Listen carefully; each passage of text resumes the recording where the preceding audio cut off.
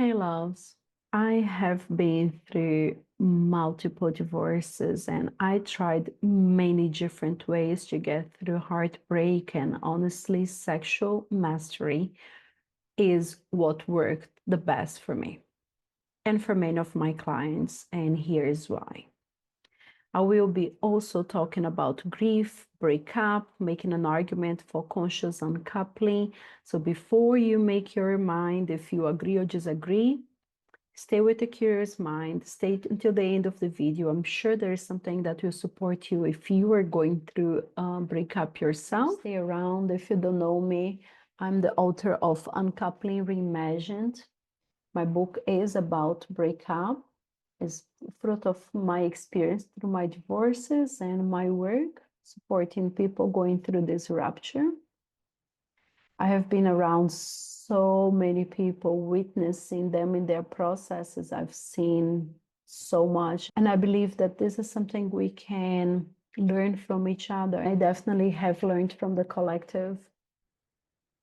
Sexual mastery is what worked best for many, and definitely myself. And I know that thinking about something related to sex after relationship end may sound really counterintuitive. It's such a delicate time. And one of the reasons why I say this is because the aftermath of a breakup is not only emotional, it is social, it can be financial, it's physical, it's relational, it's practical, and it gets everywhere and it can get messy.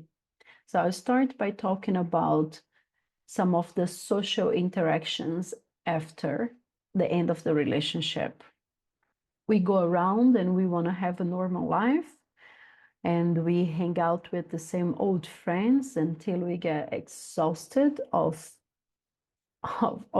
telling this story, of listening to their opinions, of hearing people well-intended saying things that in my experience felt like stabbing me.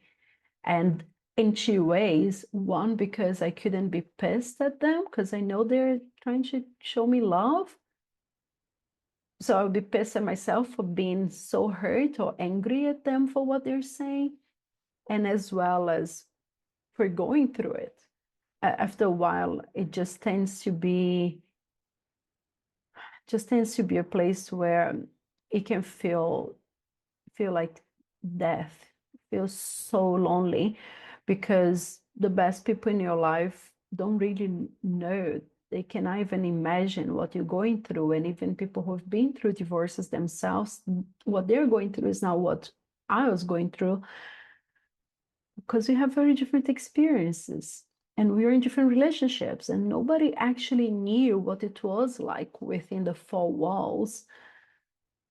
And now having to share things that belonged only to the both of us, or disclose things that are nobody's business, but then keeping to oneself just feels so heavy. And also when people want to now make it about themselves and share about what it means to them when they hear you. Yes, I also been through this. Oh yeah, I know how that feels. Oh yeah, my high school sweetheart and I, when we broke up, it was a... And now you don't have the space to bear their feelings when you have your own overwhelming. And I see some people actually like this as a way to escape their own feeling by becoming now the medicine for someone else's and forgetting what they're feeling. And that's a bypass, and it doesn't really help. It just creates some sort of dynamic sometimes of my problem is worse than your problem, and it's so painful. It becomes awkward, to say the least, and tiring. If it was a long-term serious thing, chances are family are involved, and then it just adds up to already complicated family dynamic. And then when there's co-parenting, you can manage to stay away from friends, you can manage to avoid a little bit your relatives to go through this, but you can really avoid your kids. And they also entitled of their own emotions and know what's going on. Just in this social aspect, you can see that it becomes so hard to be reminded of the interaction, like going to barbecues, being invited to events, and then friends contacting me and being like, can I invited him to, or should I invite only you? Or do I have to choose? And oh God, I know it can be like, what are you talking about sexual mastery? Do you even know? And I'm sharing, I do. I do. There's a rupture, and it feels sometimes more comfortable to just cave in and not even think of getting sexually intimated with anybody or even with self. And sometimes it feels so much safer to start hanging out with people who you don't know at all, because, oh God, you don't have to tell all those stories and you can reinvent yourself. You can be whomever you want to be. And, you are with new people, and chances are that it's easy to start hanging out, and you might end up having that rebounding sex. You were lonely. Chances are that if you just got out of a relationship, sex wasn't doing great then. So you really want it. But then you feel safe enough and you start talking about your ex, because everything about being intimate with someone else's start feeling familiar. And if you realize that that's what you're doing, you start feeling shit about yourself, and then you don't want to see that person again. It can get really messy. So before I go deeper into sexual mastery, I want to say this clearly. I don't believe that there is a one size fits it all. I don't believe that there is a one formula, but there's something that I've learned about being through ruptures with the lenses of nervous system awareness. It is when there is a resistance to make a move, to decide something, feel the resistance in the body. And if the resistance is strong enough that makes you want to puke, or you freeze, or you really can't sit with this, then it's not a decision you want to make now. And really take your time. There isn't such a thing as a time frame on when is the right time to date again. Oh my God, so and so got married 3 months later. And you might be going through this for 3 years and you still were not able to be close enough to someone else's, and that's okay. But the growth is at the edge of a resistance. So if the resistance is just its comfort, and that's an experience, not on thoughts, then I invite you to push it a little bit. So if you're resistant to go out there and meet the world and be social again, I invite you to try. And knowing your boundaries, knowing that once you reach these social scenarios, you can just allow yourself to change your mind. You just got yourself dressed to a restaurant and you didn't even order your food and you want to go back home. Go back home. Be the sovereign of this space. If you feel like you only want to be out all the time, you never want to go back home, you would start traveling or going out to the pub every day, then I invite you to be in discomfort and stay a night in alone, purposefully. And you may be able to bear this for half an hour, or, order pizza and not even want to wait for the pizza to arrive. And it's okay. It's really about experiencing this with the level of curiosity that you are learning your own ways. And yes, we do learn from others' experiences, but not everyone goes through the same in the same way. So just be curious to what is your process. So just to recap the part of resistance, if you feel that it's so overwhelming to take that change, don't force yourself. If you feel that this is slightly uncomfortable to get out there, just go for a walk on the block and come back with your PJs, if you will. If it feels hard to talk to a stranger, I don't know, download the app before actually swiping, for example. Just really just do like that 1% more and stay curious to what serves you now and what doesn't. Regarding social and support, I also have another invitation, is a reminder that you still need your family and friends, even if it's very uncomfortable to be around them. You are entitled to set your boundaries, because sometimes it can be too much, but you don't want to isolate yourself. You don't want to be away from them. So having a health approach would be without aggressivity, finding words, even if it's written, whatever works better for you, to tell them, I don't want to talk about it. And that's okay. And that's really okay. If you're in a family gathering and they haven't served the meal yet and you just want to go home, guys, this is what I can do for now. And you go home. And I invite you to do this without lies, because if you start lying to family and friends during this time, you may start feeling unsupported. And that's not something you want to deal with right now or ever. This is also a beautiful way when you set those boundaries with friends to notice with discernment who is a healthy relationship to keep during this phase and who you may not be that close to for now. This discernment is actually one of the gifts of us going through a tough time. And why having someone to walk this with you? Your family and friends, they love you, but it's really hard for them to stay neutral and not being biased, especially if they were close to the other person.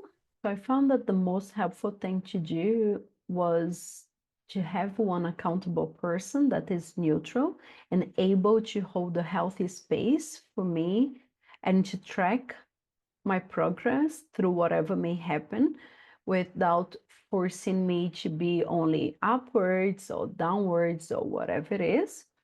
And having a goal so that I don't come to this person just to nag about what's going on with me, or I start dreading even showing up for the session because I know I'm going to be talking about the things that I'm actually kind of avoiding.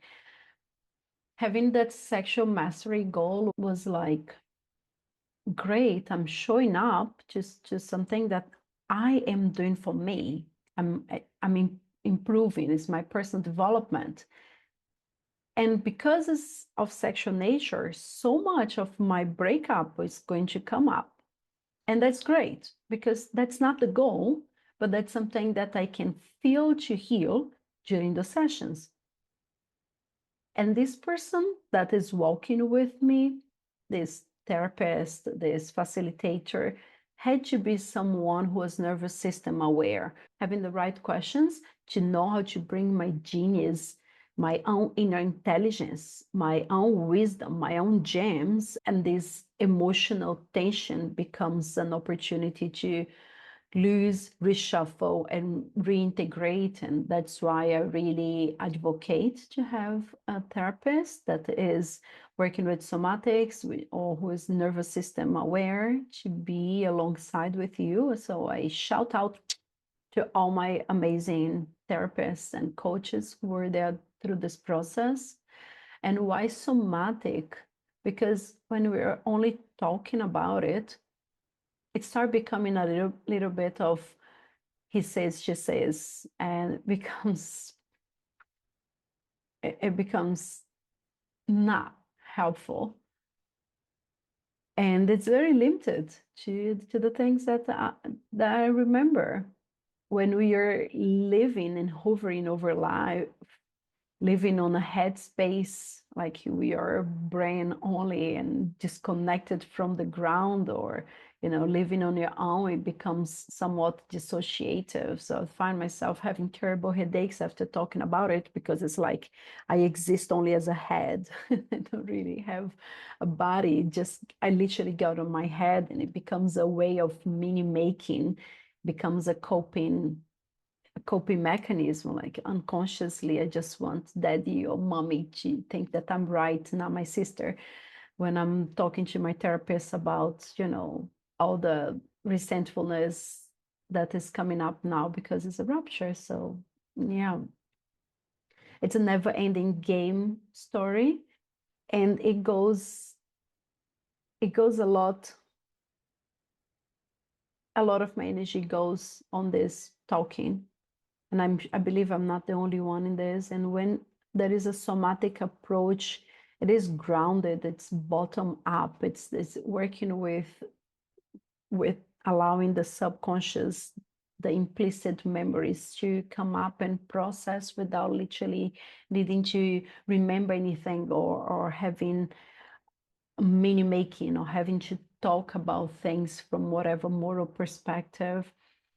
I find that it's really important in times of grief, because grief is really happening in the body, and it's tough enough that way. You don't really need to add a lot of money making and try to understand things that are inside that storm, and doesn't really need to spend hours talking and paying for someone to listen to you, when you can literally go straight onto the body. And it's kind of like a shortcut. You're working with physical memory and working with feeling.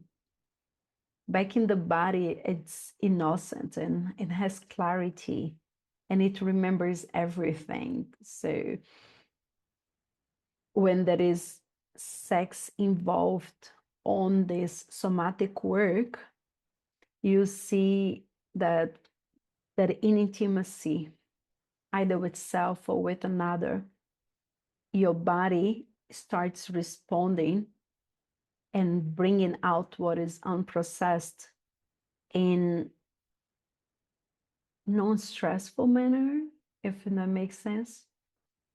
Like, I will give an example before I go to the next topic. I had, during those self-pleasure exercises of sexual mastery, having my therapist inviting me to do something like a holotropic breath, and then feeling the sadness. And I don't have to know why I'm sad. I'm just activating, and then I'm feeling the sadness. And all of a sudden, there's some reactions on my body. Sometimes it's a deep breath. Sometimes it's a little shake or some tears. And suddenly I have the next week where I'm feeling so light and fearless. And I realized that I was afraid to be sad, because I thought that if I allow myself to be that sad and to experience that level of embodiment of sadness, I was going to be stuck there and never stand up again. There was a mental idea that the sadness was a lot more than what it was when I actually, in a facilitated space, allowed, in a place where my cortical control was shut down by the breath exercise. As one of the examples why I advocate for it. So I'm there because I want to have deeper intimacy with myself and have better orgasms. And all of a sudden, I am in a place of facing my sadness. And next thing I know, I had fantastic multi-orgasms on the coming weeks. And all I had to do was to be witnessed on a few minutes of deep cry with no apparent reason. And I found that so much more helpful than when I tried to do, you know, the divorce therapy through talking about the sadness or justifying or finding a reason for it. I'm also going to be talking about the two extremes when it comes to sex after breakup. It is that I see people swinging between being over sexual, if there's a thing, or being no sexual at all. And the other points for why sexual mastery is a goal after breakup is there isn't a wrong way to go through it, but the experiences that I see is that after a rupture, this tendency of two extremes can be really consuming. There is a tendency that is sex become your new coping mechanism, or perhaps even it was before already, and now it's enhanced. And you have to go through the whole thing of it's a way too complicated right now, and I just want to go straight to the sex, and I may even have to pay for it. I want it to be shallow because you don't really know who the person is, but you know, it's not as easy as someone who was asleep in the same bed as me. So can we just get that done? And somewhat it becomes escape because you don't want to feel so much with this new person. So some people also choose to pay for professional, or they explore it through BDSM and join some sort of reenactments of what serves them into certain scenes, and they can avoid the other things altogether. Again, there's no judgment on that. I'm literally sharing what I've seen happening. And if that serves you, it serves you.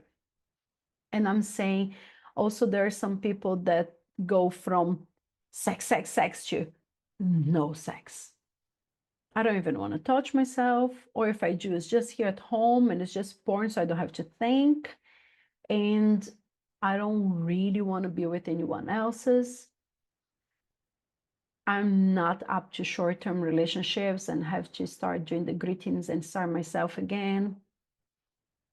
Some people get fed up of multiple situationships. Some people don't even want to try and test it out.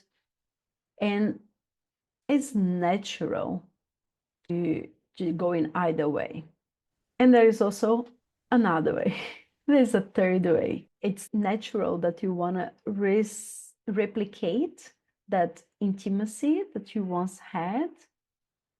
You may end up wanting that the other person becomes more like what you liked about your former partner.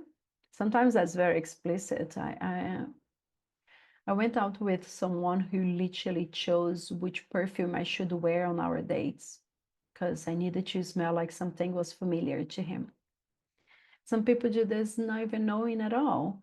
They just start disliking things about the other person without even thinking about it. But most often it's because either reminded them of something they don't want to feel, or it's not what they want to feel. You know what I mean? So it becomes so much more complicated. When I talk about sexual mastery after rupture, I don't mean you have to go and be with other people until you're ready for that. I know we do crave familiarity with someone who we have built a story together. And some people, because they're horny and they already know what they want and they're just obsessed in chasing sex, and there is a space for it, you know, to try that rebounding sex as long as it's consensual. But what I work with sexual mastery, it's a little less to do with going out and being with other people and more about your own sexual energy as a superpower. Because when we invest in sexual mastery, it comes from understanding that sexual energy is our superpower. It's really that creative force that gave life to us first place and that help us to make wiser decisions for ourselves. It's one of the most obvious and powerful types of bioelectric energy, is what we're familiar with since our very conception inside our mom's womb. And if you don't really know what I mean by sexual energy, just think about getting aroused, get turned on, getting horny. This is how we generate sexual energy, and the cultivation of this horniness, this turn on, this energy, and using it to increase your overall energy and health is what instinctively you want to do, because it is but natural, even if you don't have the understanding for it.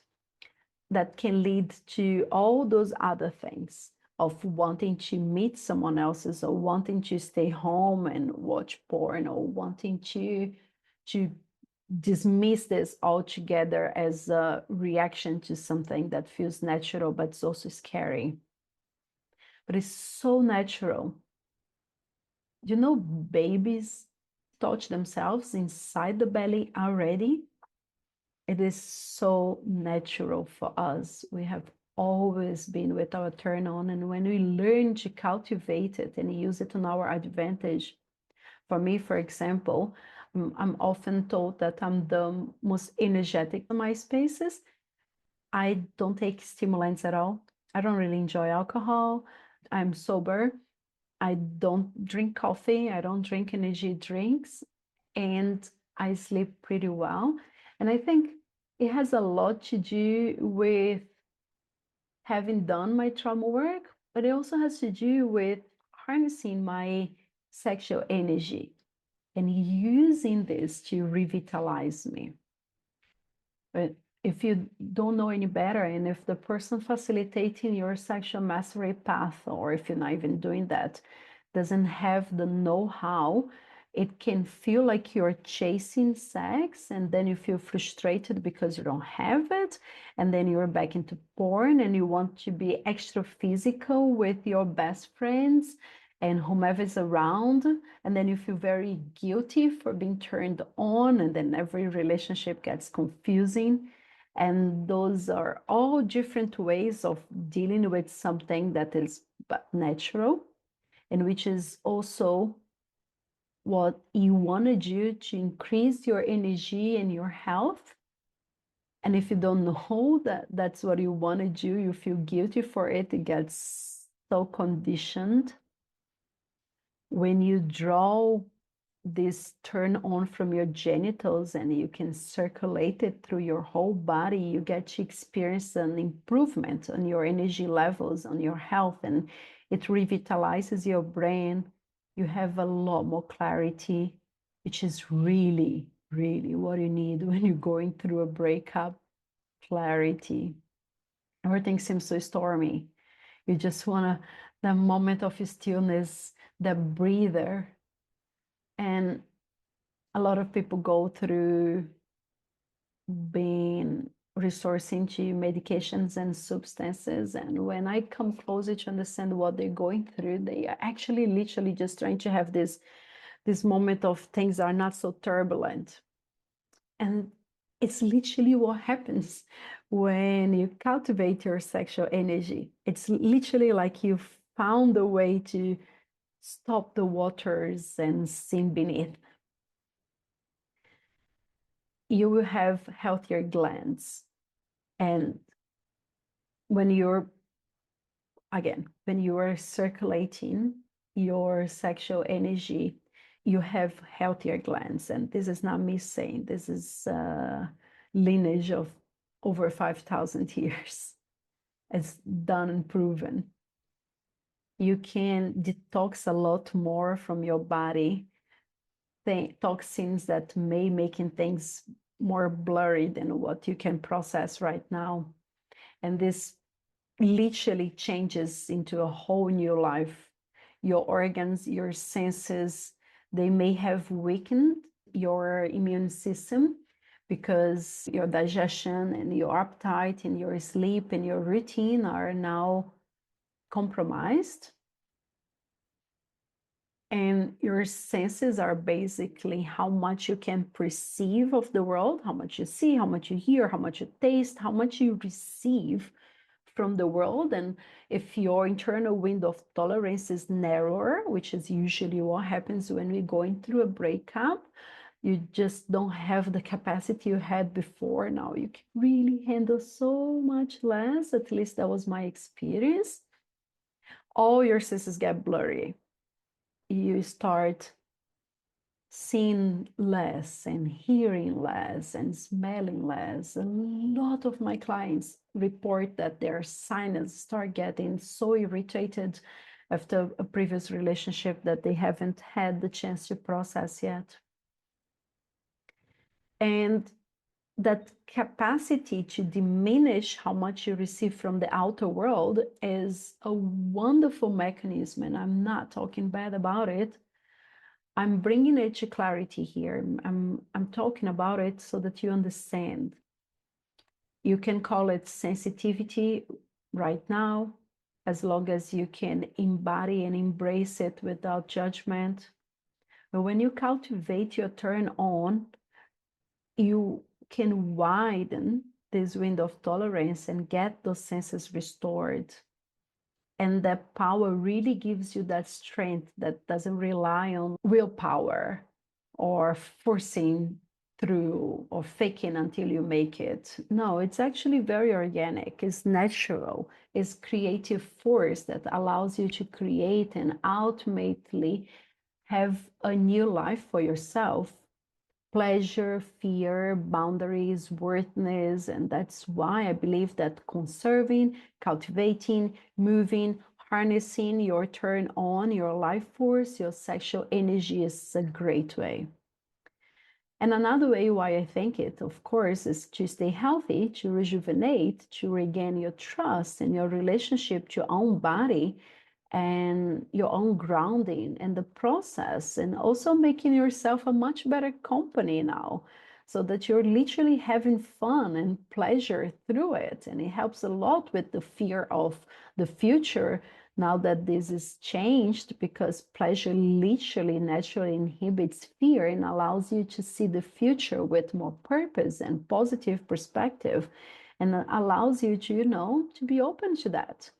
That box of hopes and dreams that were compromised by the previous relationship, it's now being able to invest in yourself because you actually got the spaciousness for it. So you can literally revisit that and not be afraid of what's going to come from inside. You can now have space to see which hopes and dreams still serve you and which ones are, you can kiss them to the light, as I say. Actually, I learned this from my teacher. Pleasure will give you this feel-good pharmacy. You don't need other substances. You have it all within you already.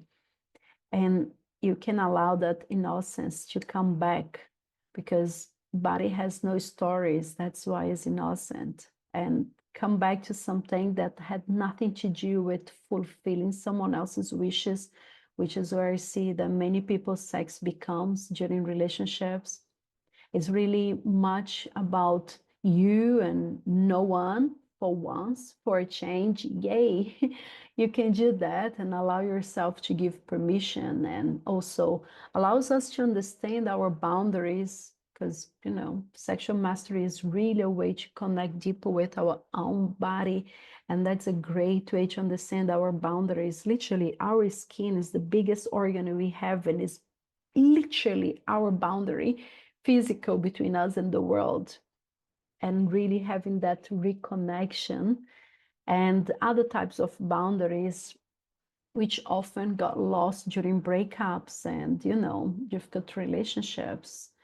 Now you can restore that new you and the new understanding of what's you and what's not you, and what's expected of you and what was your own desire, and really bring back that experience of worthiness. of I'm worthy of my own pleasure, and renegotiating with how holy and sacred that can be and still be very fun and guilty free. And when I say sexual mastery, I'm not talking about the sexual act only. I am talking about energy. Sexual mastery is not performance. So I believe that this is a wonderful time to gently work on your affection.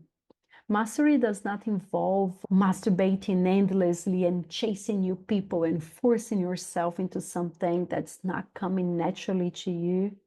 It can literally be a magnesium soaking, cozy, warm blanket, or literally just a soft touch in your own body. It can be sensual, and it can also be sexual. It depends on what and how. I would say that the intention and what it's being done, it can be something, it can end up in something really mind-blowing, amazing, like being multi-orgasmic and being having hours long psychedelic like experiences, feeling of sex with self or another like never before. But above all, it's also that importance that relationship with self and intimacy being restored with one own's body. And that's the aim. It's another reason why I advocate for this path. And it's because after rupture, people need somewhere to place their life force, a point of purpose after breakup. One wants a goal, a purpose, a direction to rebuild themselves out of a relationship. I've seen people who sign up for gym memberships and competitions or other projects, sign up to volunteering and change their career. There's so many ways to go around it. For me, sexual mastery was a great way to rebuild myself. You know, one wants something to belong to self. And I've seen people who do high investments, like very expensive things, start traveling, go crazy with spending into a new collection or rebuilding their own body. Some will write books, be engaged in one of their kids' project and living their unfulfilled life through this other person, or start studying again. I've seen that this is a common theme after a relationship, to focus on a goal. And I find it healthy as long as it's not a way to forget self, to neglect self. And sexual mastery is a way you can't really neglect self because it's all about reconnecting to self. I would say it's not even about being better than other option or worse than other option. It's just a great option because it restores this intimacy with self, and it doesn't require crazy financial investment, and it's not outsourced and doesn't stop you from doing any of the other things that you want to be doing. And it's something that helps you with many other points. It helps with reconnecting to ancestors. It helps with trauma release. It helps with self-awareness and spirituality, if you so wish.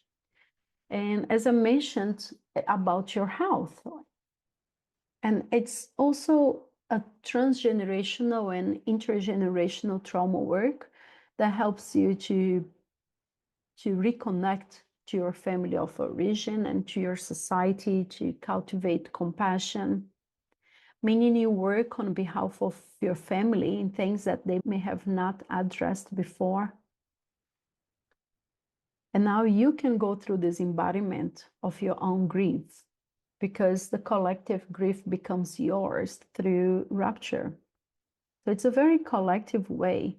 You find yourself having great social skills you didn't know you have, and after working with your sexual mastery, it becomes so much easier to show up authentically as self, with even more clarity to what actually show up authentically means, because you actually understand better who you are. and you decouple from identities and really connect deeper to self, to essence. You become a lot more whole. And that comes because the only relationship that we have is the relationship we have with ourselves. If anybody here is familiar with Vipassana, I love when Goenka Ji shares this on the discourses. One of the days that is, nobody loves anybody else's except yourself. And I was like, I know. Because that's exactly it. Any relationship that we have outside of ourselves is but a projection of one of the inner dynamics that you have with the part of you that is representing this relationship. So it's all about a projection of the relationship you have internally between your own parts, and the path towards sexual mastery and getting over conditioned beliefs through pleasure allows that connection to self to be harmonic and bring heart coherence through this newfound harmony. Why someone walking with you matters. Let me bring this point again. I know that I'm bringing a lot of concepts here, and I still want to digest them one by one. Probably not all of them in this video, but you are welcome to comment your questions or contact me directly, mail me. But let's go slow here and let's get back to what I'm explaining. Sexual mastery would be so supportive in this point because having a coach, having someone walking with you with the know-how and with the experience of what it feels like is having the neutrality, accountability, and compassion at the same time. And then not someone who's going to tell you how it should be like for you, but someone who can be compassionate enough to witness you going through and finding your own strength, someone that can help mirror yourself and build this relationship with the understanding that neurons that fire together, wire together, and that all your unresolved attachments from your upbringing showed up on this relationship, if not all, at least many of them. If it was a long-term marriage, probably all of them. And now finding that you can rewire in being in accountability with someone that is steady, regular, predictable, so you don't have to rely on expecting this from a new lover or family, because now you have someone who is going to show up, and you can just know that there's that one thing that's going in your life that is not under transformation like everything else is. I know every Tuesday 4 p.m. they will be there. You know what I mean? And not only they will be there, you can also message them when you're missing your ex and you want to, obsess over them. You can actually message your coach and be like, hey, this is what's happening. Get some sort of feedback or mirror or support.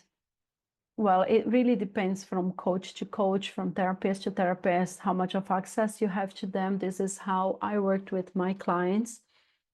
I'm here as someone who cares, who follow, who checks on them. And if you're lucky enough to have someone else's to do this, great. If you think that we could be a good fit, head to my website and fill up the coaching application form, and we can have this conversation, or find someone, but just don't do this alone. Just find someone who is prepared to go through it. And you can restore trust with yourself. And outside, when you restore trust with yourself, you can show up as a better lover. It's easier to trust anyone when you deeply trust yourself in all your parts. But if there are parts of you that were never allowed to be any bit less than good, then it gets so hard to trust anyone else's that show up in a way that you don't even accept in yourself. Because there's a part of you that is angry. There's a part of you that is sad. There was a part of me that was so upset that I was going to lose my fantastic in-laws that I even considered going and killing my ex, because as a widow, I would still have his family. And does it mean that I would ever do that? No. What it means is I would accept my shadow.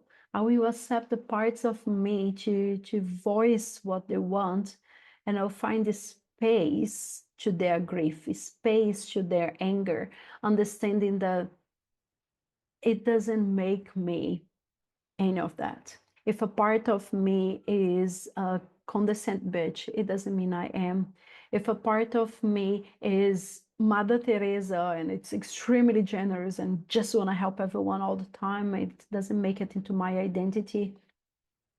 I am, my essence has never been traumatized, and I am that heart core that all my parts can come to. It's like the best parent that all of them ever had. And when you find someone who can work with this, I would suggest that you find someone who works with internal family system besides of somatics and family constellation, to work the systemic work that comes up so raw during a breakup, but it was there all the way even before you met your former lover. Wow. Yeah. Take a breath with me. Having this confidence to show up on the internet and talk about what would in the past be my deepest fears, to even acknowledge that this was a part of me, and now being able to talk about it publicly is one of those things that stops consuming my energy trying to hide it away, and allows me to know that I am wonderful and fucked up at the same time, and literally embody that self-compassion and understand I'm worthy, not because someone told me so, but because that's literally the embodied experience. Knowing that I'm enough, stop being a cliche. Like you're witnessing here, raw, literally a result of a process of what I'm literally talking about in this video. I hope that speaks to you. So I was just addressing restoring trust with yourself and become that better lover, that just by really understanding you with this mirroring in this gentle process, there's a rite of passage. I'm not one to enforce crazy transformations that will happen overnight. And as you heard before, I am mainly sober, so I'm not here to say, oh my God, if you're called to an ayahuasca or whatever else is, don't go for it.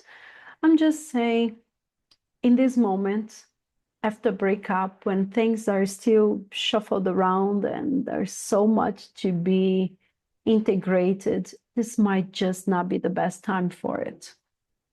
And in general, I'm more into staying present through the discomfort and allowing that to change, to move around. And again, through self-pleasure, for example, when it's intentional and it has a goal of self-connection and being gentle, it's, in my experience, so much better than, I don't know, taking Bufo, MDMA or something, and then it's so overwhelming, and then there's so much to be processed over your regular days, and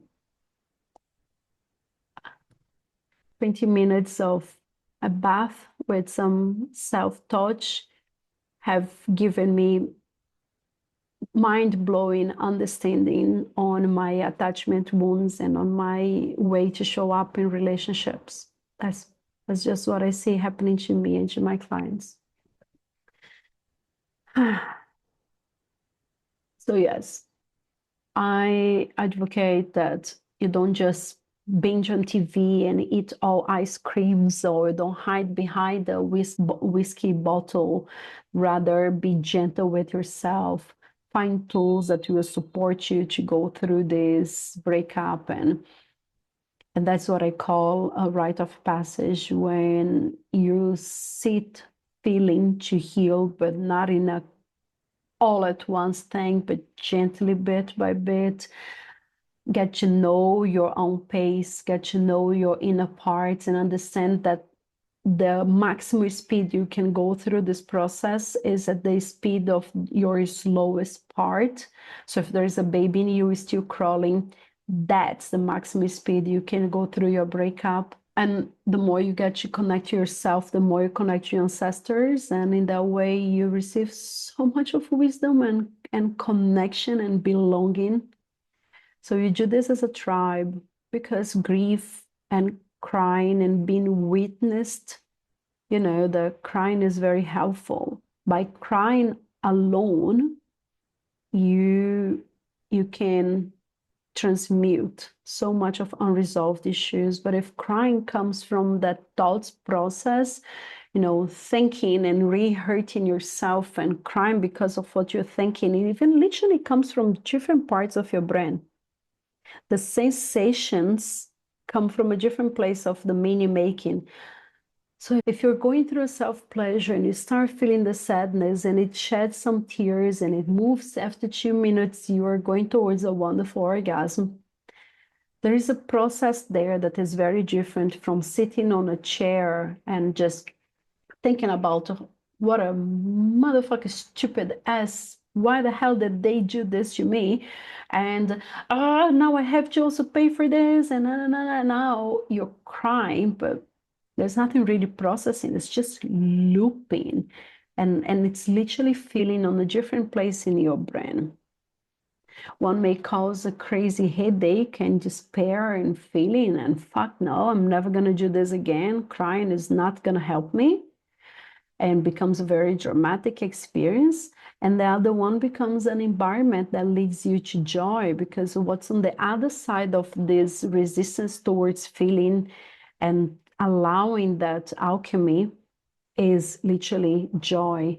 And don't just take my word for it. I love the work of Candace Pert. You may just test it for yourself. When the tears come, just dissociate from the meaning and stay connected to the feeling in itself. What is the temperature of the tear in your face? How is your breath in this moment? And just feel without trying to change anything, versus feeding on the cry because of what you're thinking about. And really notice how you feel half an hour or 1 hour after those two different cries. Just don't take my word for it. Go and test. And what you find on the other side is what First Nation people, indigenous people, have always known, and they always had these traditions of grieving collectively. And once you have a breakup, that grief is collective. It is personal, but it's not personal. You have the opportunity to embody and to alchemize within your body something that was there from the beginning. In the peoples where I'm from, in the north of Brazil, they find in the forest medicine to cry, and they all take it together in rituals, and everybody cries together. What comes after is always party. It's amazing. It's amazing. And now we're going through a super tough situation in the world, and I wonder what would happen if more of us had had this personal experience and are not afraid of crying. And instead of being obsessing with the news and the media or being replaced by AI, we would do what AI can't do and what those news can't really work, which is sit together and cry and allow that alchemy to transmute.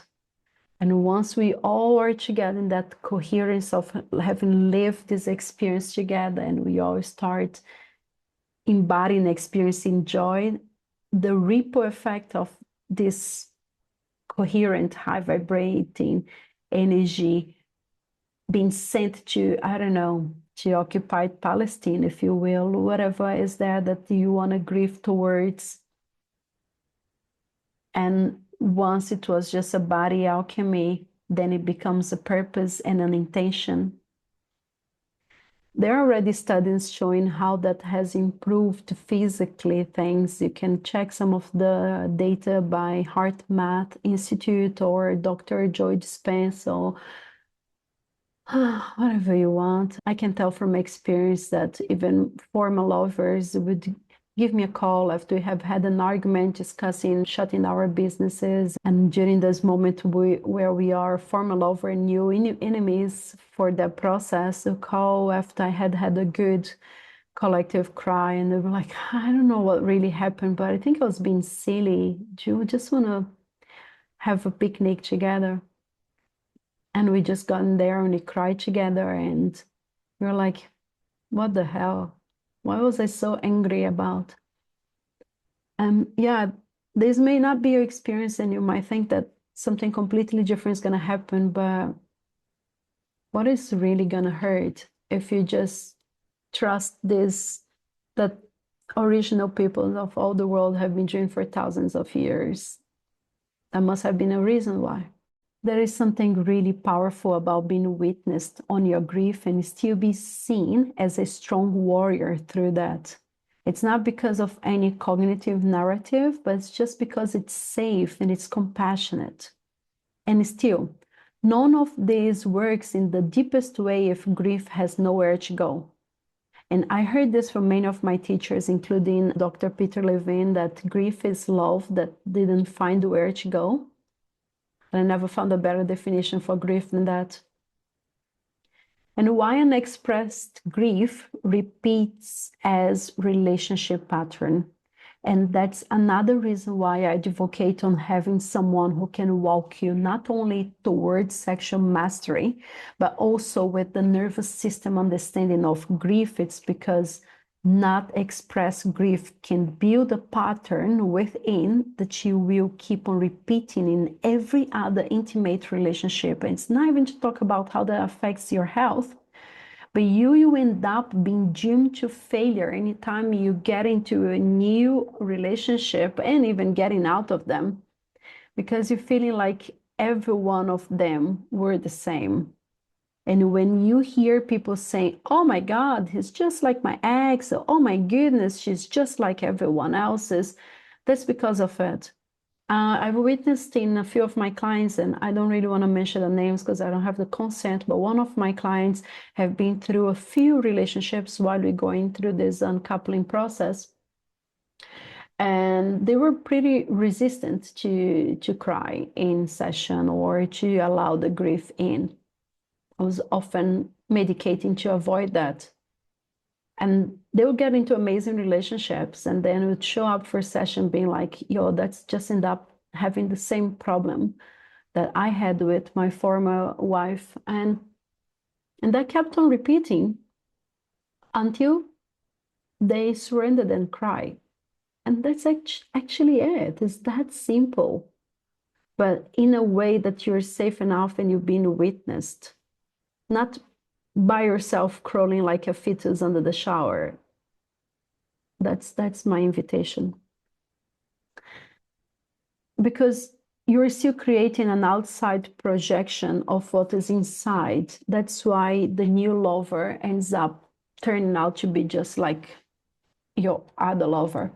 You'd see on this video here when I talk about how I got my eye bruised by my head shower because of something in my system that was not yet integrated from former relationships, and including my own relationship with my father. It's just real. It's just there in the field, you know. When you process that suppression, that's something that needs to be liberated, as finally liberated in a healthy way, in a safe enough container. It's communion. It's not in isolation. That safe enough space for it does the emotional work, and then things come to surface. I have a wonderful tool. You can find it on my website. It's not expensive at all. I think it's about $29. It's a comprehensive path that you go through, understanding more details about the emotional work, emotional tensions, and then a journey with you, step-by-step process of liberating the emotions, and then some techniques to unwind and integrate what came up from this slightly cathartic way of release. And I really invite anyone and everyone that is going through a breakup to utilize this resource. It's a fantastic tool, and it was one of my favorite things that came to me. That's why I'm offering out there. So only by itself, only this tool used over and over again can already be so much of the solution for many things I've been sharing in this video. Another point here that I want to advocate for sexual mastery of the breakup is exactly this emotional work. Once we tap into our body, and we can embody this through grounding, yoga, breath work, which is all part of sexual mastery work, tantric sex, if you will, sexual interaction itself, and either self-pleasure or with another. A lot of this unprocessed trauma and emotional tension will come to surface once you are safe enough. And safety here, I'm not talking about an outside thing. It's really a perception of safety. So when you're alchemizing them, expressing them in this safe, purposeful place that allows them to transform into something that is supportive to your life, then your emotions is a gift. They are literally universal intelligence expressing themselves through you. And you can process them in bodily ways, like through grief orgasm, anger orgasm, nervous system arousal. And what I mean by it is that you have seen some of my videos that you hear me talking about grief orgasm, fear orgasm, or anger orgasm. The ones who have attended my masterclass, my workshops, or one-on-one sessions, you know how I work directly with them and with emotions, and you know better what it means to have an anger orgasm and how it works in the actual practical sense of it. But with my limited language that is available in this platform, what I can bring here is in those areas where your body can deal with those level of arousals, because again, in your nervous system, there won't be something as a meaning translation to what you feel. It's important to know what you're feeling and be able to name your feelings, and having that clear recognition of them and the clarity that comes from the sensation or high arousal and low arousal. So when you think that you are in serenity, or you think you are in depression, your nervous system may be experiencing exactly the same thing. Or when you think you are ecstatic, or you think you are in rage, your nervous system may experience exactly the same with their high arousal and their low arousal. So that's why also so many people are confused on how it happens in sex. Give an example of anger in sex. Sometimes, depending on your breath, on the capacity of what's going on in your sexual arousal, you are up regulating or even not regulating at all. And that place of fast activating breath brings that strong blood circulation, and you're feeling that pressure and you're feeling that strength, and you may be moaning and breathing, same as if you were fighting a bear. And you may be thrusting as if you are having a penetration as a male body, and that thrusting is a lot of impact of your pelvis into someone else's pelvis, and that literally comes from something that you, in a different context, would have called it a fight or an anger response. Just visualize it with a non-sexual arousal. You're going and you're going physically that can be really intense if you are disembodied in that moment, and you're just, in a fantasy in your head, or just in this fight energy that your body never had the opportunity to embody, to act on. And the only place where physically you express it is in the sexual act. You know, tribal beings had this opportunity of going hunting or having those wrestling or having those opportunities to embody this in a safe enough place, or, you know, like the Maori would do in their dance. But in most Western societies, the only time that men actually acts this anger embodiment is literally in sex. So then what this person does is go, and climax, and boom, discharge, and depletion comes immediately after, because their climax, their orgasm, is coupled with their ejaculation. So what happens next is, if this is the only way that your only goal was this discharge, and after this, there might be also when you collapse because you just ejaculated, then the place where you are, the whole thing gets very confusing for self and for the person next to you. Like, think about it. This person is expressing the barley anger, but you understanding it as something great. Your body experiences it as like, and now this person collapse right next to you when you actually wanted to feel safe enough. It can be confusing, it can be overwhelming, and it is training your body to that quick discharge, because your capacity was like build, build, build, release. And you just really didn't have this way of going through build, build, build, and move it through. No, build from your genitals and release from your genitals, and then collapse, which can mimic a parasympathetic collapse also. And what happens next is, so much of your vital energy that you produce is taken out of you immediately. And that's again mimicking this, that there is no capacity to have more of your vital life. When you feel a lot of this life vital force, you just need to release it immediately, even though your body took so long and so much of your energy to produce it. And that's just one of those examples how unconsciously you're telling your body what to do with your anger. Suppress, embody without acknowledging, not concerned about how it affected others, discharge it quickly, and pass out. So many more of these conditionings unconsciously can be repeated in sex.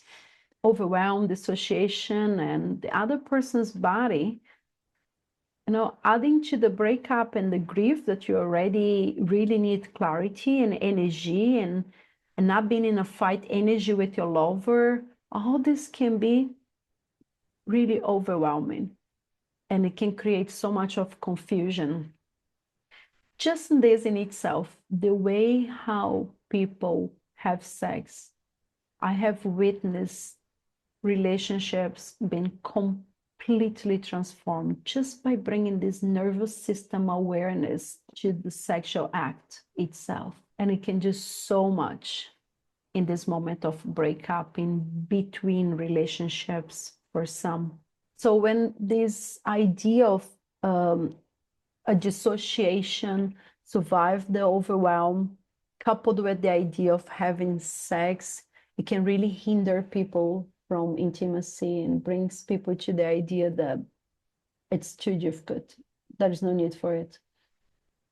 I have a client who it's been grieving their former relationship for almost 2 decades now.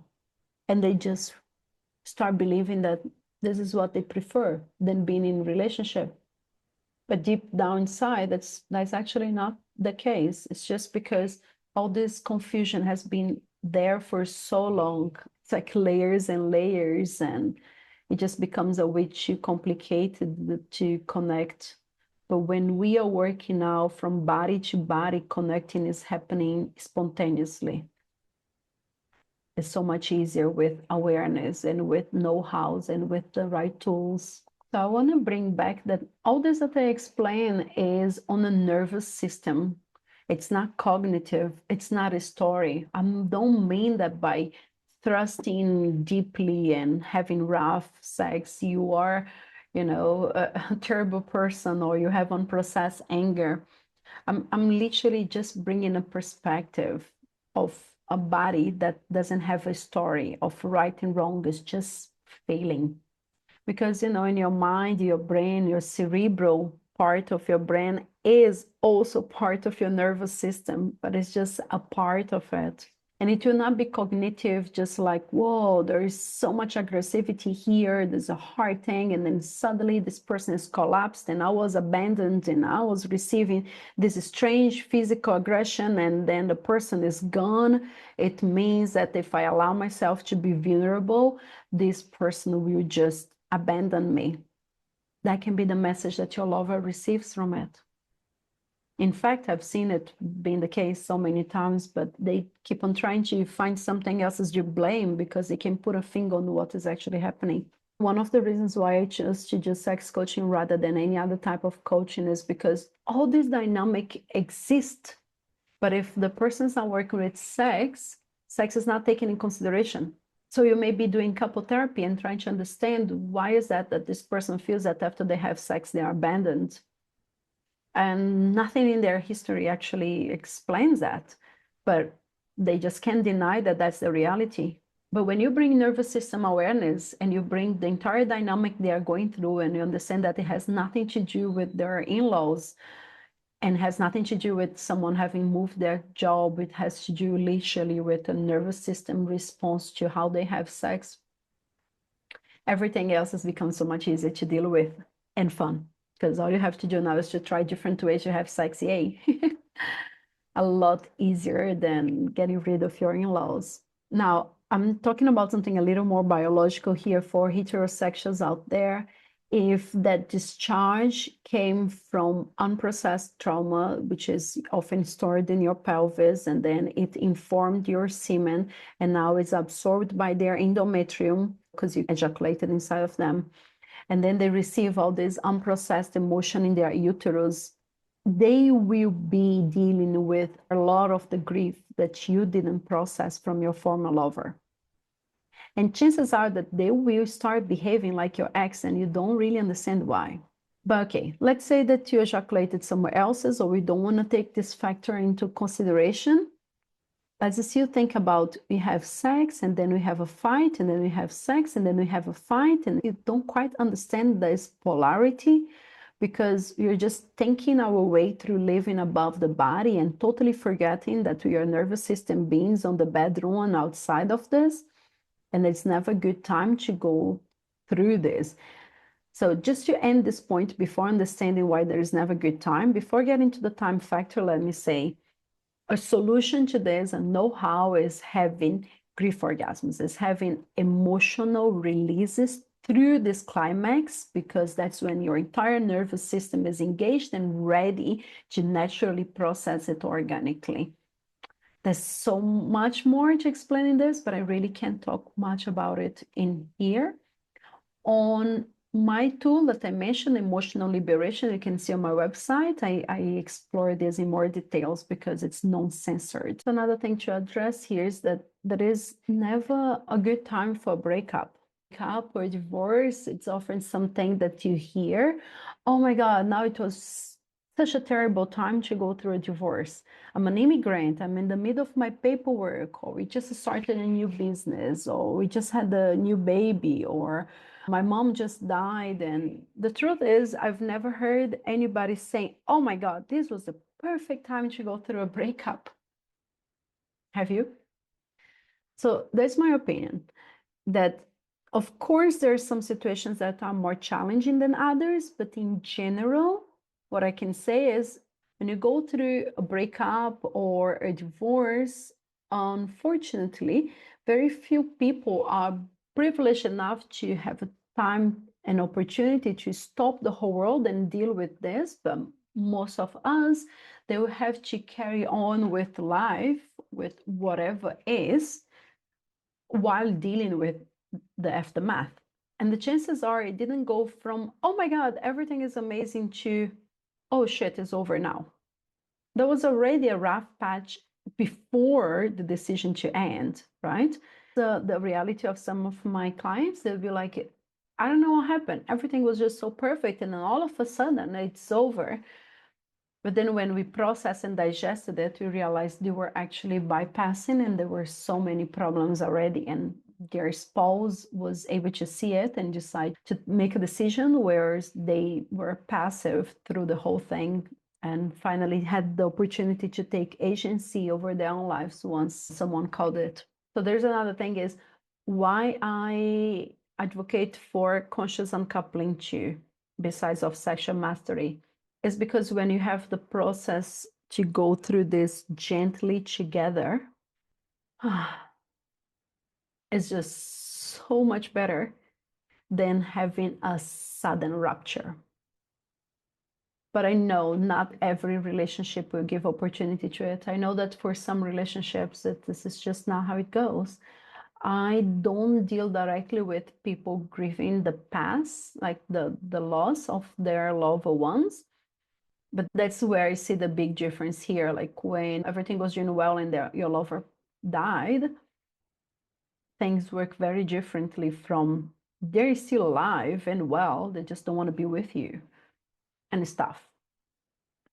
And you having that opportunity to walk each other home, if you know what I mean. Like you have the opportunity to go through the path that you can still walk together, and then there's a street where each one of you goes your own way because you now don't live together.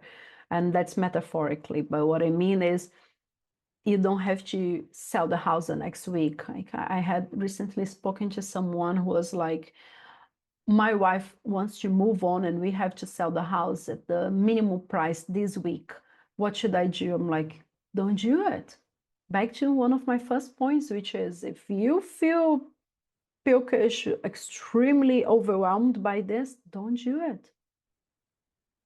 Don't. Respect yourself. That hurry is going to help nobody. You were together for the last 20 plus years. Like, no, no. Maybe each one of you guys find a different accommodation if that's needed, but you don't have to make decisions in this time. It doesn't mean that you can bypass this and never make this decision. Where did these guys come from? There's like a couple of them now.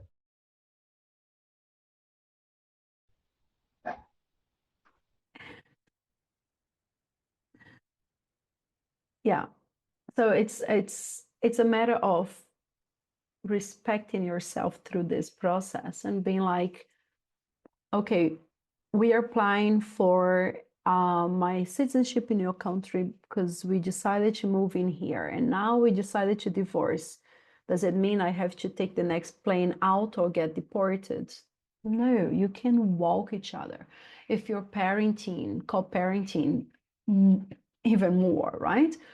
If you had just invested together, open a business together, or building a house together, or taking a mortgage together, it's just not a thing where you just go like, oh, we decided to wrap. And it happens a lot when it comes to monogamous relationships. They'll be like, oh, he cheated, she cheated, that's over. And there's so much of emotional tension. And I would say working with no blame and more honor is something that you only find the space to do when you can find that place of compassion within first. What your partner did, what your partner didn't do, should not be what is going to define your life from here forth. Time to take your agency back. Time to take accountability and to uncouple who you are from who they are. And that can happen together where they uncouple from who they are and who you are, because you guys are going to be going through the same process anyways, or you can do it separately. What do you think that your partner was and who they gonna show up to be or in the next weeks or so might shock? That's what I find in my experience of many people being like, I never thought that he's gonna do this. I never thought that she's gonna be like that. And the whole thing of blaming, expecting them to be the same person they were when they were with you, and because they fell in love with someone else's, or because you lost your job, or it's because our kid went to university, and now blaming on everything else's.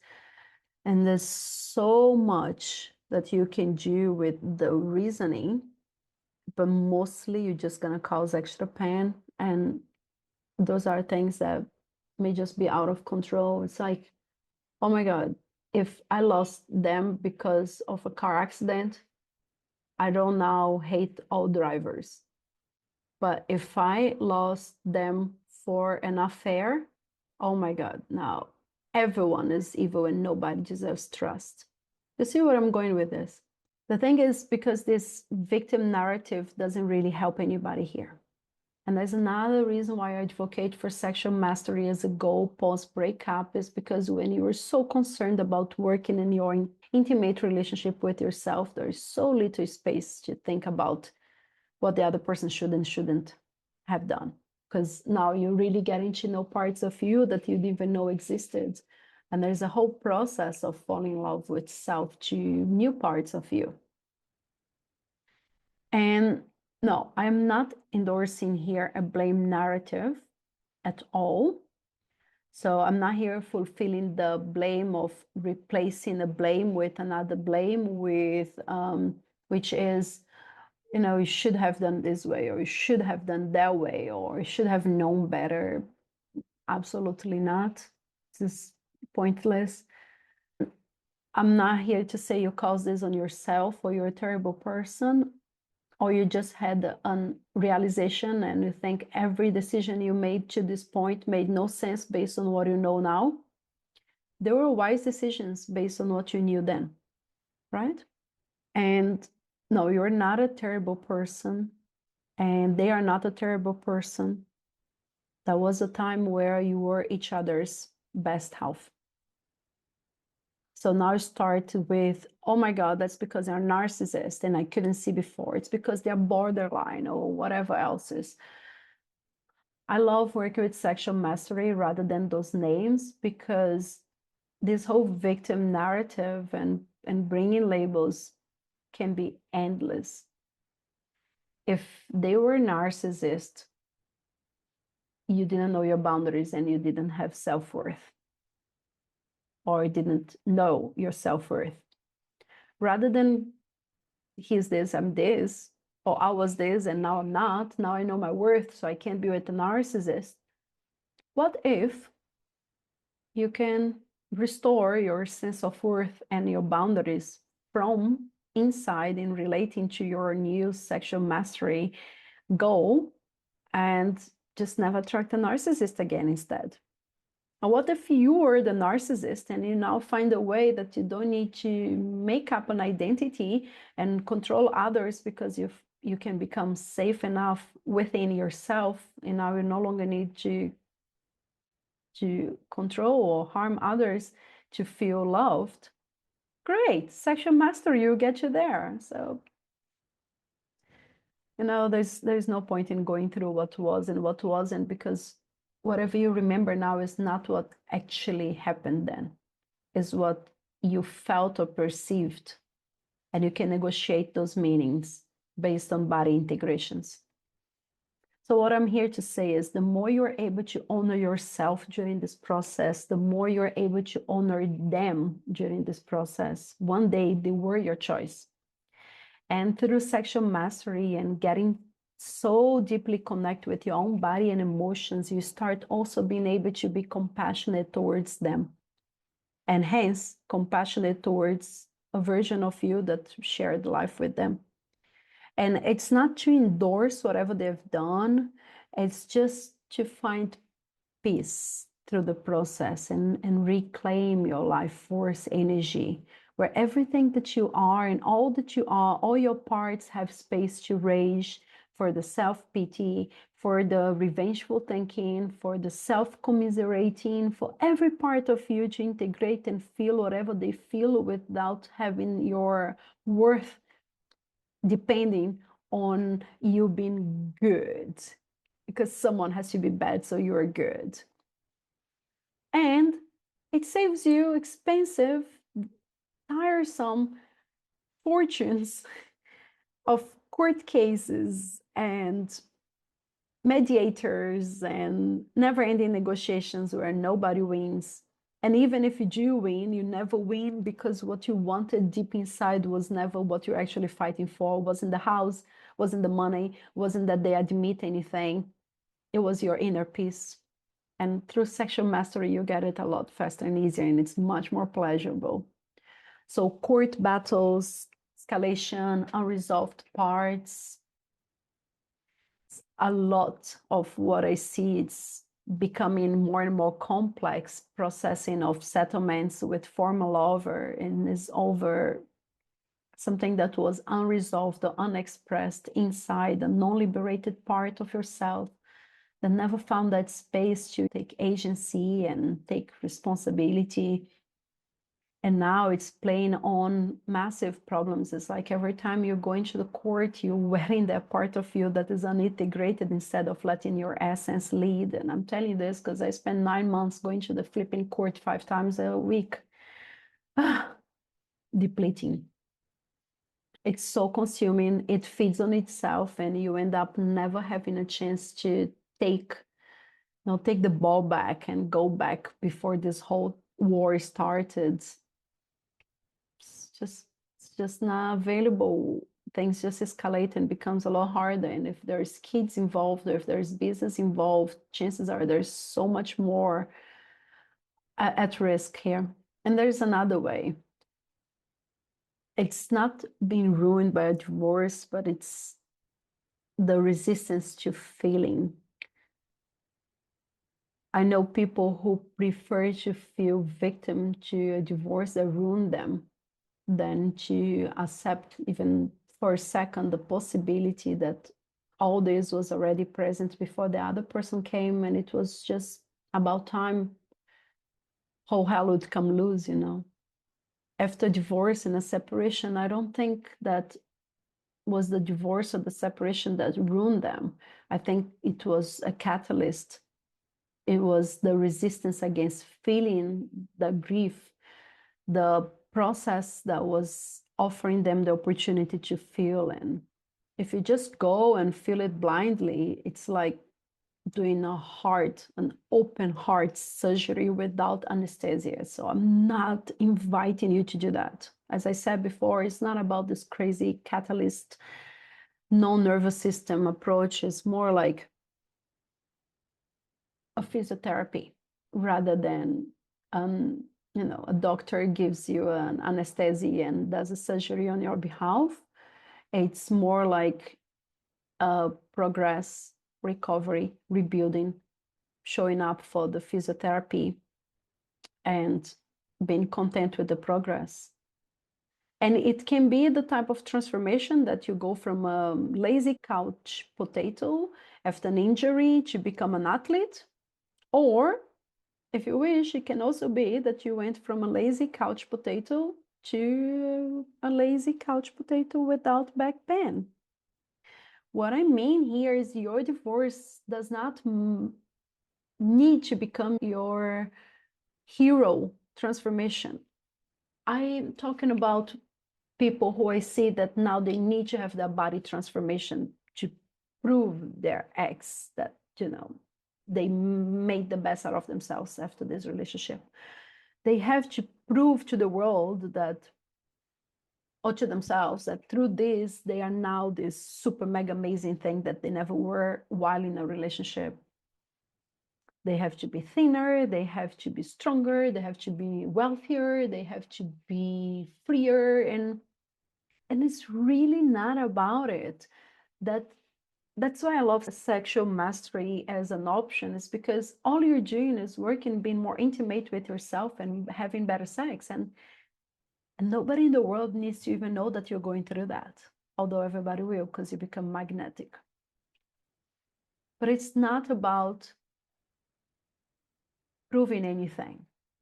It's not about having to transform this into that epic transformation. It's no pressure also to become a sexual superhero, and that's why you're doing a sexual mastery. Because when I did this with Iman, I now became this sexual master. It's nothing like that. You don't become like something like whatever, a porn star or something overnight. This is not where you're going with that. You're not obliged to remake yourself, and you're not obliged to be anything else than yourself. It's not performative. It's really about being more whole, more grounded, having deeper breaths. Just to talk about multi-orgasmic itself, like many of my clients, they come in because they want to get over their porn addiction, and they want to not worry about getting their girlfriends pregnant and not wearing condoms, because they want to have lots of sex and last very long and become the best lover that their lover ever had and not ejaculating for it. Yes, they get that. That's great. But one of the things that I see in common is when they become multi-orgasmic, the first experiences of starting holding a bigger capacity to first to their sexual arousal and after to everything else in life, including becoming a mountain to their new lovers without even trying. But it's that feeling that they feel you're gonna die. You know, like when you take psychedelics or something, you feel like you're gonna die. It's like so much, so much, so much, and the capacity is not there, and they didn't even know because they thought they had a lot of capacity. And the first time they have multi orgasms, they probably had it when they were kids because it's very natural. But then they were told that men don't multi orgasm, and then they believed that lie, and then they never were until I told them they can, and now they allow themselves and they learn the tools to restore this remembering, and they start being multi-orgasm and they feel they will die because it's just so much. And it's the case. Before it becomes amazing, it goes through some days that is scary. And nothing actually happens. It's just a feeling that it's scary. If anybody here is into breath work, you know what I'm talking about. Like the feeling that you're right at the edge and feel, oh my God, there's nowhere I can go beyond this. And then you go beyond this and you find yourself being so much bigger than you thought you were. My clients having the self-awareness to know what their actual capacity was. Before this, it was so much about who they thought they were, and then it became who they actually are. And they got to know an essence, part of themselves they never knew they had. And they found new passions, new hobbies, and became amazing versions of themselves. And that came from being multi-orgasmics. So you can transform and have this hero journey, but it's probably nothing like anything performative that you thought it was going to be. And it does help you to get busy with a purpose. So yeah, what are you doing Friday night? Oh, I'm doing my self-pleasure exercise that my coach asked me. So yeah, it's great. It has very little to do with becoming some sort of sexual superhero, and it does involve dedication for exercises. So I remember there were a few times where instead of doing whatever I would do before, which is like going out to play D&D, I would stay home and light candles and have a bathtub and do a certain self-pleasure exercise. And then, I don't know, like half an hour, 1 hour a week.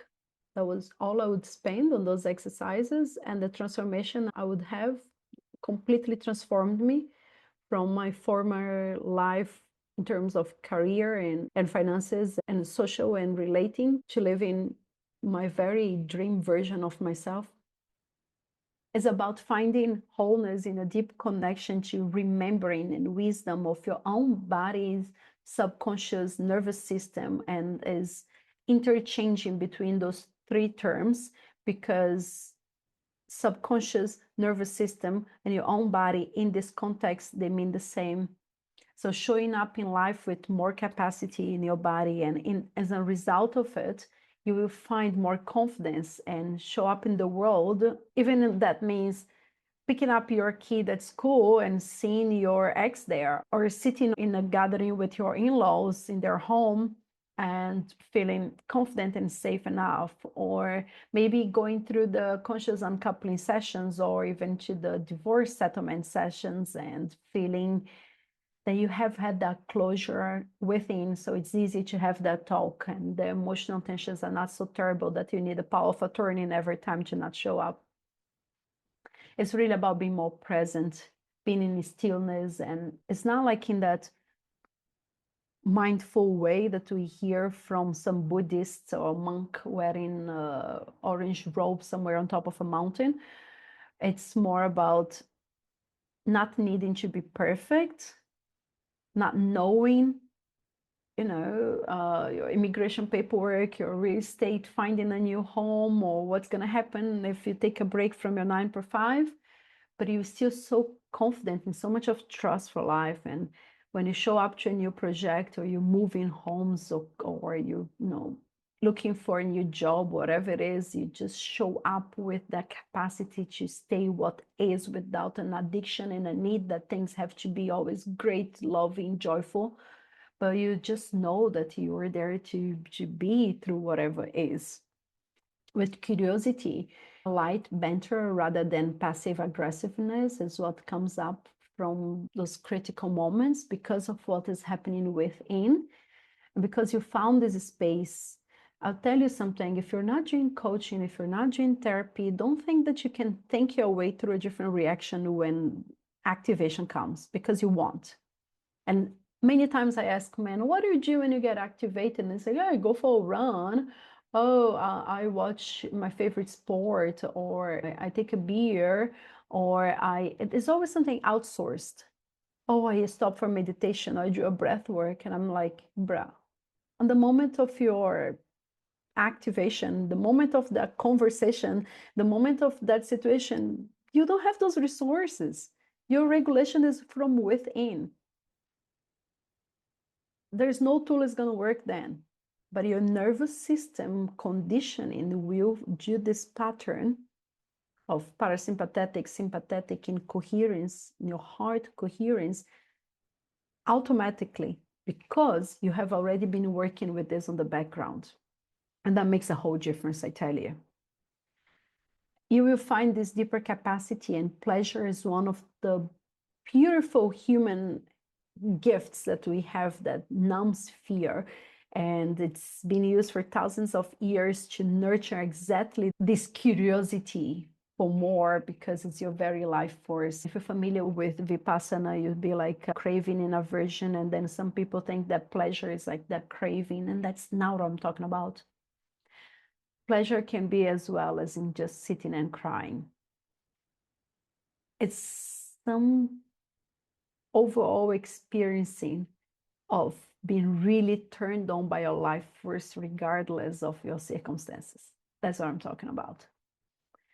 So in that way, when you find yourself in text fights or being right or being wrong, and you can reconnect to that feeling safe enough within, everything that was buried start coming up, and you know automatically how to just flow with it in a very healthy way. What your next relationship can feel like is, well, let's think of something. You show up in your next relationship and you're not broken. I don't believe anybody's broken, but sometimes you show up unintegrated because our nervous system doesn't have that space to embody our parts at that point. Your window of tolerance is still narrow. And it's a matter of learning how to regulate and practicing through whichever way you want, mixing modality, going only on one or whatever it may be, yoga, meditation, breath work, family constellation, coaching, EMDR, or whatever it is. I do a mixed match of all this. And you manage to integrate your past trauma bit by bit. It's an ever going process, and your attachments, and you liberate some of the trapped emotions. And now you go through having more space to show up and having this perception of safe enough, and not having to outsource this or expect this from someone else's. And rather than being on alert or on parasympathetic collapse or hypersympathetic productivity performance mode, you actually show up for your next relationship in that place, not having baggage of unresolved issues from former relationships that will be reenacted once you are in love again. And you'll not be projecting this into this new person. This new person has a new chance. There is no thirsty demands. There is no, vomiting on them, all the things that you've been tucking in. And it's also not a race towards something. There's nothing to prove. It's also not stagnated in the fear of moving, because you're moving by curiosity and by being present. And the stimulation finds a lot of space within you, and you're already the best sexual partner you have ever had. You're already being multi-orgasmic, you're already in health and clarity, and you're not expecting this from another person, and your sexuality is yours and you're in sovereignty. So you're not looking for something like they have to fulfill something for you. You're actually showing up as, what I have is fantastic and I really want to share with you. You're not borrowing your worth from this new relationship and any other achievement that is valued in modern life, like money, career, position, height, body, nose shape. Nothing of it is actually what matters, because you are so deeply connected with your essence that you know your worth. And pleasure was the one that revealed that to you, and pleasure is what keeps on reminding you of it when life gets difficult. And you connect to your whole integrated version of yourself. You attract people who are also in that place, because that's literally what's emanating from you. You become your best fan, and you're not like your biggest fan before, but now you're showing up like, I'm so fucking awesome. And that's because you found space to welcome any part of you that is less than. And then what? You just wanted to pair up with someone because you want to go through the ebb and flows together and flow together and find that safe enough place where you both experience belong and love together. And that is a setup for new life you can achieve by passing through the process of former relationship to new relationship through this self-sexual mastery path. I'm already offering a book, Uncoupling Reimagined. I'm already offering a free workbook on my website. I already offer so many videos here, because I really believe that it's a modern way of a rite of passage that can really integrate us to each other, to the planet, to the flow of life, to the best versions of ourselves. And the world would be such a better place if we all show up to embody our grief and take our divorces, our breakups as an invitation to this process of reconnecting to our very own life creative force, to eros. If you just allow yourself to live this love-filled, peaceful version of yourself. When I'm talking about this here, I have had more than 40,000 views on my YouTube, but I know many of those people didn't walk with me, and they might just be seeing those things and be like, yeah, you don't know what you're talking about. But I have many people who have walked in for the last 6 years on one-on-ones with me and met me on ground, on workshops and retreats. And, I was an actuary. I was in the corporate world before, and I started doing coaching while being an actuary, coaching on addictions. And that's because I was an addict to so many different things. If you watch my videos, you've seen me going through this before. I'm not talking about any of this like some sort of woo-woo, delusional person or someone from a high horse. I'm talking about this because I think in a way I'm just being the answer to some questions that I asked a long time ago, and took me a whole path and journey to figure out. I've been doing therapy for 31 years. And I believe therapy it's about having this support, having a coach, having someone that walks this journey with you through transformation and accountability. It's not because you're messed up or broken and like you need someone to fix you. It's more like it's a collective way. It's a modern way of our old traditions of having a guru or having a medicine woman or having a guide. And yeah, so I really hope this always supportive to you. I think I've covered all the points that I brought up to share. If there's something else I would say is there is no failure in divorce. It was one of the biggest shifts that happened to me. I shared this in some other videos, is there's no failure in divorce. And some parts of us think that they failed because they're afraid they will die when we go through divorces. Like, for example, I love being a housewife, and my housewife part of me goes like, oh my God, now that I learned all these amazing recipes he likes, and what am I gonna make this for? And I have a part of me that's a gifter, and I love gifting my lover with body works and the physical gifts. And this part of me really goes bonkers when I go through divorces, because they're like, oh my God, and now who are you going to be gifting? You know, it's not as rewarding as your lover. And now that I know his body so well, I'm going to do this to someone else's. And let's say those parts will do everything they can to be alive. And there's really a process of sitting with them and really negotiating with how can they still live their roles in this new context, rather than totally overrule them like your fourth grader teacher did when you were just too tired for school and they told you have to understand it anyways, and your parent saw you flying around happy and said, you're not actually flying, you're running. You know, like when someone just didn't really go with your parts that were in pleasure and having fun, and now they're so unsafe. So what I'm saying here is, when you go through a divorce, there's a big transition, and as human, we are often scared of change. Luckily, in the moment here now, in your breath, you can take a breath with me. As long as you're breathing, you're alive and you're safe enough, and you're a shapeshifter. And the new shape might be even more fun. So why not have fun through the process and welcome what is, and understand that there was no failure. That was what it was, and now is what it is. And that's just what it is. Imagine if every day of winter you just be cursing the weather because it's not summer. And every hot day of summer you be cursing the weather because it's not cold enough.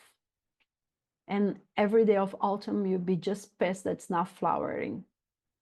And you get the point? Life happens in spirals, and when we are in a relationship, people are changing, transforming, moving, and it's not the end. You show up in the world, you've been with your background in mind, you are your best lover, and you won't be hurting yourself again through thinking of the hurt over and over again. You will allow yourself to process this as if you have chosen this yourself. It can be deeply difficult to go through rupture. It can also be very beautiful. What you're gonna make out of it. So yeah, honor each other's sovereignty through a moment where you really need to be the best lover you ever had. I think that's where I'm gonna end this. Lovely. Thank you.